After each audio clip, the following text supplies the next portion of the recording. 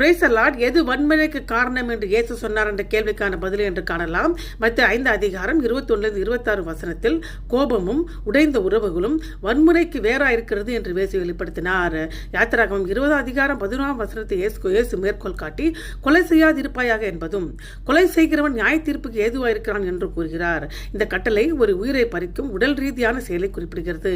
இருப்பினும் கொலை செயலில் இருந்து தொடங்குவதில்லை, அது இருதயத்தில், கோபத்தில், அவமதிப்பு மற்றும் உடைந்த உறவுகள் தொடங்குகிறது என்று இயேசு வெளிப்படுத்துகிறார். தன் சகோதரனை நியாயமில்லாமல் கோபித்துக் கொள்கிறவன் அல்லது அவனை வீணன் என்று சொல்லுகிறவன் மூடன் என்று அழைப்பதும் நியாய தீர்ப்பை கொண்டு வரும் என்று இயேசு சொன்னார். இதன் மூலம் இயேசு வெளிப்புற நடக்கையில் இருந்து உள்ளான மனப்பான்மைக்கு கவனத்தை மாற்றினார். தீர்க்கப்படாத கோபம் தான் வன்முறை வளரும் வேர் என்று வலியுறுத்துகிறார். இயேசுவின் போதனையில் நியாயப்பிரமாணத்தின் உண்மையான நிறைவேற்றம் வெறுமனே கொலையை தவிர்ப்பது மட்டுமல்ல, கோபம், கர்வம், மன்னிக்காமை ஆகியவற்றின் மூல காரணத்தை இருதயத்திலிருந்து அகற்றுவதாகும். இதை விளக்க இயேசு அன்றாட வாழ்க்கையில் எடுக்கப்பட்ட 2 சக்தி வாய்ந்த உருவகங்களை பயன்படுத்தினார். முதலாவது, நீ பலிபீடத்தில் உன் காணிக்கையை செலுத்த வந்து உன் பேரில் உன் சகோதரனுக்கு குறை உண்டு என்று அங்கே நினைவு கூறுவாயானால் அங்கே தானே பலிபீடத்தின் முன் உன் காணிக்கை வைத்துவிட்டு போய் உன் முன்பு உன் சகோதரனுடனே ஒப்புரவாகி பின்பு வந்து என் காணிக்கை செலுத்து என்றார். இது ஒசியா மற்றும் எசையா போன்ற தீர்க்க தரிசனங்கள் காணப்படுகிற பழைய ஏற்பாட்டு கொள்கையை பிரதிபலிக்கிறது. தேவன் பலிகளை மட்டுமல்ல, சரியான இருதயங்களையும் உறவுகளையும் விரும்புகிறார். இரண்டாவது உருவகம், நீதிமன்றத்திற்கு செல்லும் வழியில் குற்றம் சாட்டப்பட்டவரிடம் விஷயத்தை விரைவாக தீர்க்கும் உருவகத்தை இயேசு பயன்படுத்தினார். ஒரு நபர் குற்றம் சாட்டப்பட்டவருடன் நீதிமன்றத்துக்கு செல்லும் வழியிலேயே இருக்கிறார்.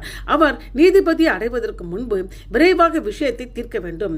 இல்லை என்றால் அந்த நபர் கடன் செலுத்தும் வரைக்கும் சிறையில் அடைக்கப்படலாம். இந்த உருவகத்தை பயன்படுத்துவதன் மூலம் தீர்க்கப்படாத கோபம் மற்றும் உடைந்த உறவுகள் ஒரு அதிகரித்து வரும் சட்ட வழக்கு போன்றவை முடிந்தவரை சீக்கிரம் கையாளப்பட வேண்டும்.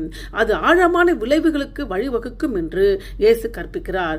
ஒரு புத்திசாலித்தனமான நபர் நீதிபதியை எதிர்கொள்வதற்கு முன்பு அவசரமான தீர்வு காண விரும்புவதை போலவே உறவுகளை சரி செய்ய முடியாத அளவுக்கு சேதம் அடைவதற்கு முன்பு ஒரு விசுவாசி அவசரமாக நல்லிணக்கத்தை தொடர வேண்டும்.